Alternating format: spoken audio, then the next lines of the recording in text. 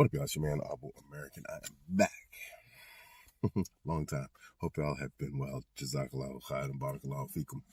Hey, listen. Something I've been talking about on Twitter. I've been pretty active on Twitter and in my community. I've been trying to catch up with the brothers there. In the Discord, make sure you join up. It's the easiest way to contact me or be in contact or, just hear the conversations we have as brothers to try and help each other, improve, see the world differently, just whatever. Anywho, moving on. I want to talk about here something that I was talking about on Twitter the past couple days, and it's important for sisters mostly because this is a message more for sisters than it is for brothers. And there's few sisters who have been tested with polygyny, and I call it a test because I'm gonna call it. Just say it's your jihad, okay? This is not something that's easy for women. Nobody should think it's easy for women. It is 100% permissible for your man to take another wife if he can, if he can do it properly, or if he can do it, or to have agreements, whatever else. We're not gonna have that discussion. That discussion's over. We understand that this is permissible. So now you're in a relationship with a man who's polygynous or wishes to be polygynous.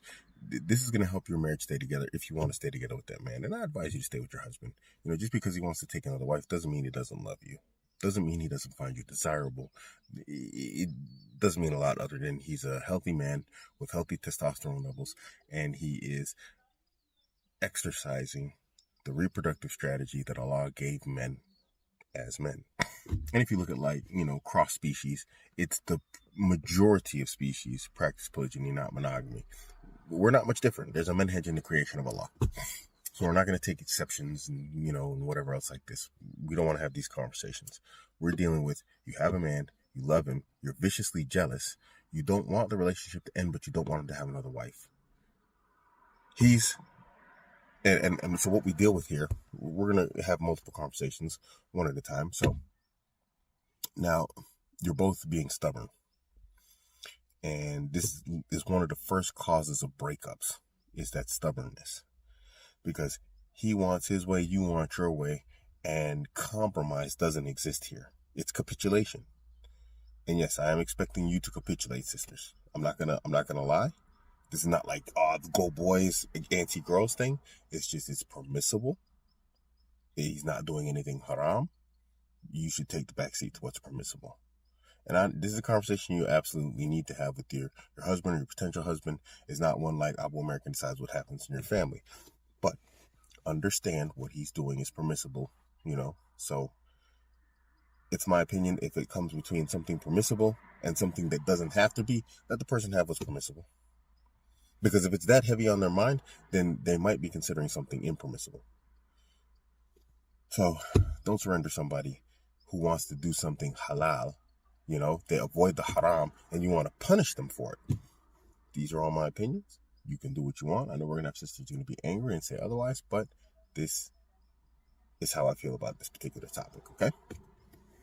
Don't try and punish them for doing something or for wanting to do something and attempting to do something, which is permissible. And it has its own blessings and good deeds in it. So you get past the stubbornness. And I wanted to bring this point up because, when y'all talk about compromise is when each person gets a part of something that they want out of the deal. And here there's no compromise. Someone has to capitulate. He has to give up his dreams of another wife, or you have to give up your dreams of being the only wife. But somebody has to capitulate because there is no middle ground. He can't have a wife. Even if he does Messiah, he still has another wife. And so that's still going to bother you. And if he doesn't take another wife, well, then he doesn't get anything that he wants. You see, so you get everything you want. And that's going to lead to resentment on both parts in some way or another. And so, but it's easier for you to avoid resentment. And this is what this video is about. And I know this is easy for me to speak about as a man, in regards to women and how they deal with polygyny. But I'm saying this from personal experience and observation. And so I want to give you my observations and personal experience on how this can work. And I've talked to other brothers, of course, who are in polygynous situations. They call me, they email me. We have one-to-one consultations. So understand that this works.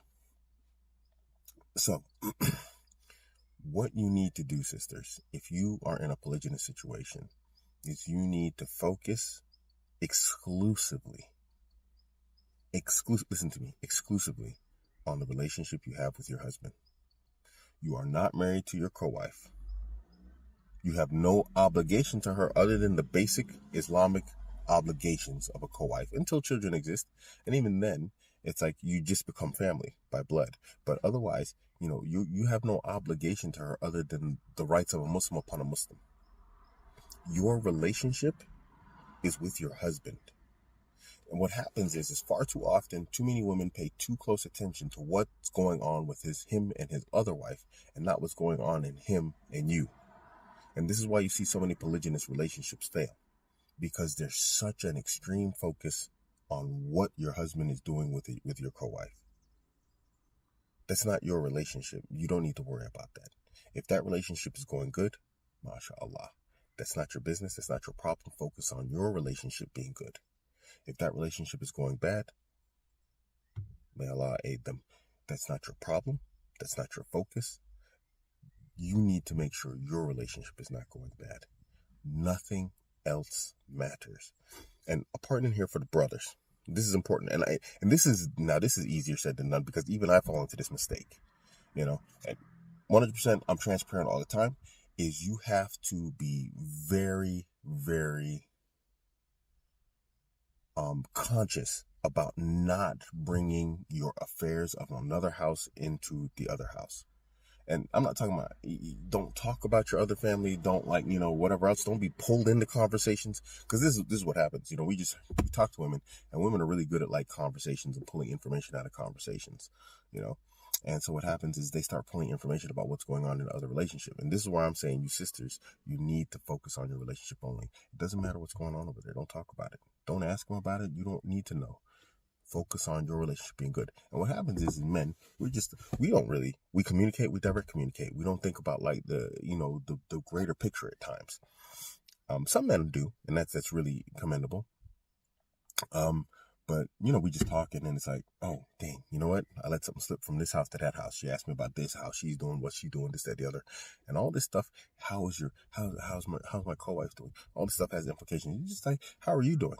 And if she says good, then why would you think your co-wife's doing different? Don't get into these conversations with your wife about your co-wife. Make sure she's focusing and paying attention, laser focused on the relationship she has with you and you have with her. This applies to everybody, okay? So guys, don't let that information slip. Don't talk about situations, whatever else. Don't communicate at all. And women love to talk. They love to talk about, social issues and relationships, and they love to communicate and all this type of stuff. And it's great that, you have that relationship with your woman, but do not be dragged into it, especially when it comes to your co-wife or her co-wife, because that's not her focus. And you don't want to encourage her. You don't want to encourage her to be focusing on a relationship that's not hers and doesn't really improve the relationship she has with you. So coming back to the sisters. So sisters, you have to listen to me. This is very important. It will 100% improve the relationship you have with your husband. And two women married to the same man can apply this principle, and both of your relationships will improve significantly. Focus on what it takes to make your relationship successful with your man. You don't care if that relationship fails. I'm not saying that you should wish it fails. I'm not saying that you should take action to make sure it fails. Like I said, you're focusing on your relationship, but that relationship he has with your co-wife is their relationship.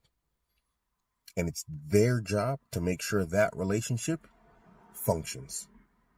Now, if you, fi sabilillah, want to help them, if you see they're having problems, and you can, and you can positively help that relationship survive, and you're so inclined, then do it.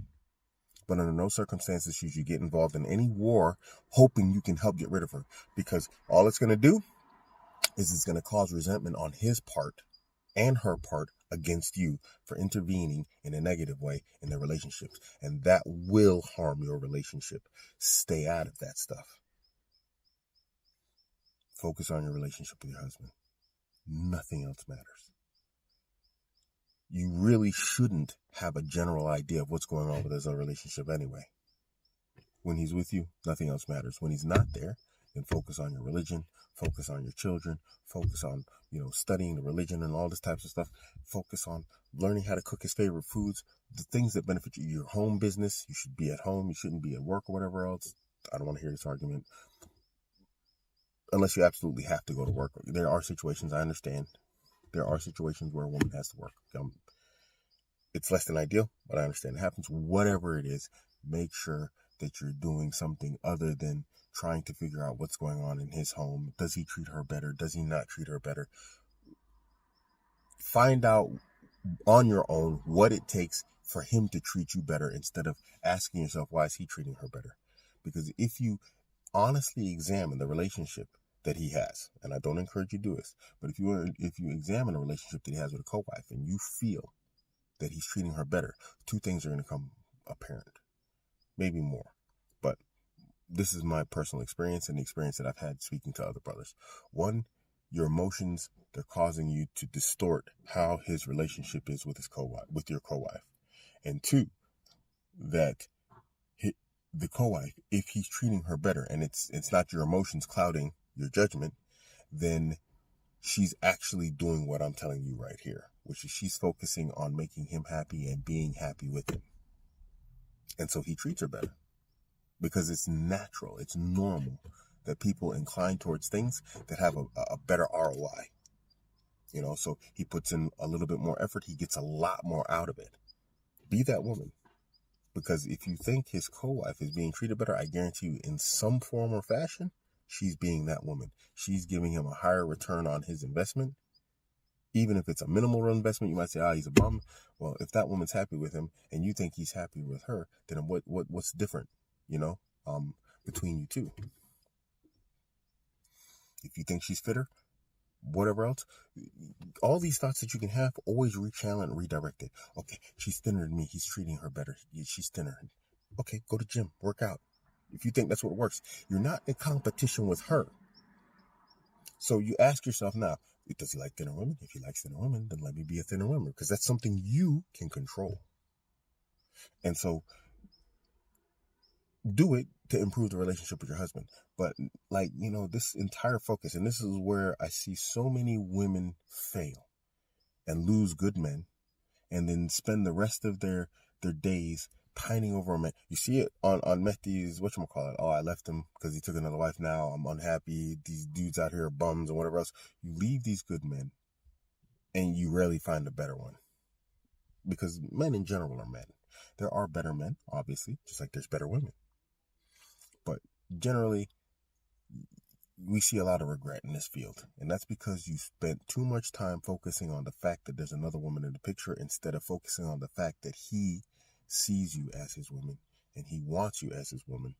And so you didn't work towards building on that. You were more just like, what's going on over there? And your house is burning around your neck. So that's my advice to the sisters. You're gonna see some more videos coming out here in the near future, inshallah. So I'll be back on, going to be back on with Mitchell and whatnot. And inshallah, I'll try to ramp up some videos again since I have some free time now. Assalamu alaikum.